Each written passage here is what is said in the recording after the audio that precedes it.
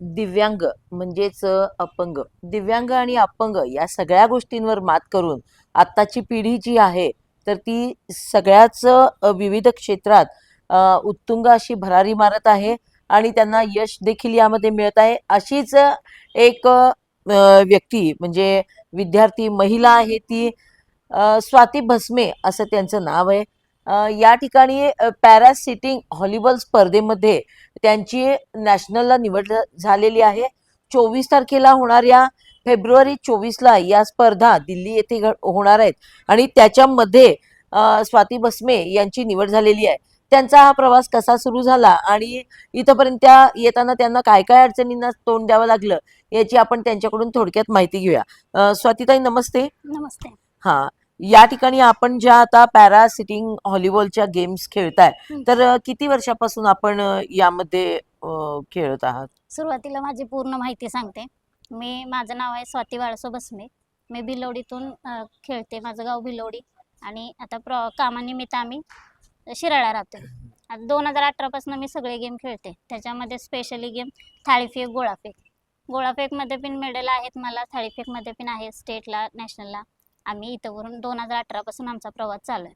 दुसरं म्हणजे आता आपण क्रिकेटमध्ये महाराष्ट्र टीमचे कॅप्टन म्हणून काम केले आणि तीही टीम आपल्या अंडरखाली व्यवस्थित चालू आहे.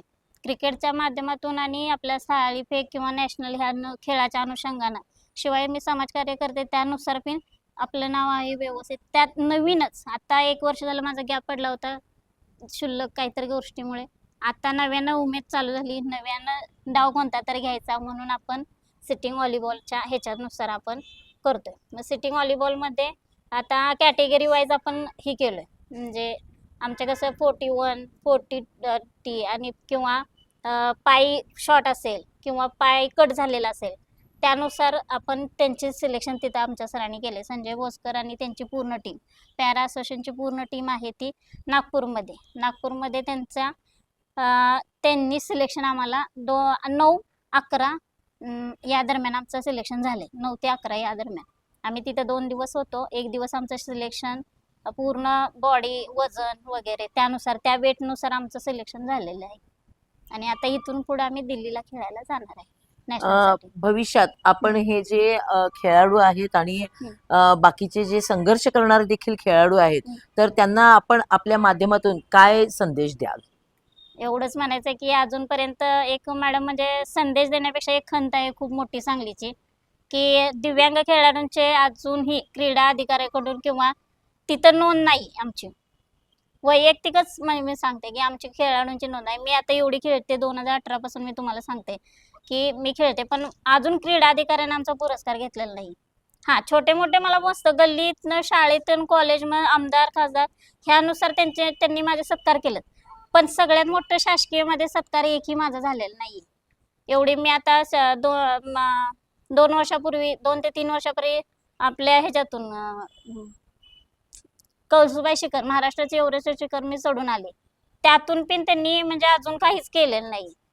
ते पण त्याची नोंद आहे की नाही मला पण माहीत नाही, किंवा मला त्यांनी वैयक्तिक हे केलेलं नाही की बाबा त्याची नोंद किंवा माझा सत्कार. त्यानुसार सगळीकडे सत्कार झाले कळसुबाई शिखर चढलेल्याचा, पण क्रीडा अधिकाऱ्याकडून खेळाच्या बाबतीत पण नाही किंवा शिखर चढले त्या बाबतीत पण माझा अजून सत्कार झालेला नाही.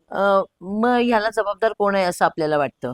माझं तर म्हणणं आहे की आता एवढं सर तुम्ही मॅडम किंवा इतर आपले जे सोशल मीडियाचे लोक आहेत त्या अनुषंगानं व्हॉट्सअपद्वारे किंवा पेपरद्वारे माझं नाव असतं, पण त्या क्रीडा अधिकाऱ्याला किंवा माझं नाव का दिसत नाही, हा सगळ्यात माझं. कारण सोशल मीडिया एवढी मोठी आहे की क्षुल्लक गोष्टीवर आपण बोटवरती केलं तर आपल्या एकमेकाची नाव येतात, मग ते माझं नाव का आलेलं नाही तेच मला खंत आहे मोठी.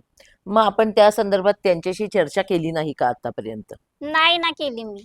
मग जायला पाहिजे ना, आपणच जायला पाहिजे त्या ठिकाणी. हो सर मॅडम, आता मी किती खेळते तुम्हाला माहिती आहे. आपले पॅरा असोसिएशनची चांगली टीम पण आहे, जे असोसिएशन आहे ते पण त्याच्यात पण काही का नाही, त्याच्यामधून पण आमच्या मुलांची नावं वरती त्यांना असं म्हणतात की कळतात की जे क्रीडा अधिकारी ते त्यांना कळवतात की बाबा तुमची किती जणांची टीम आहे किंवा तुमचे खेळाडू कोण आहेत, मग तिथून आम्हाला निरोपच येत नाही ना.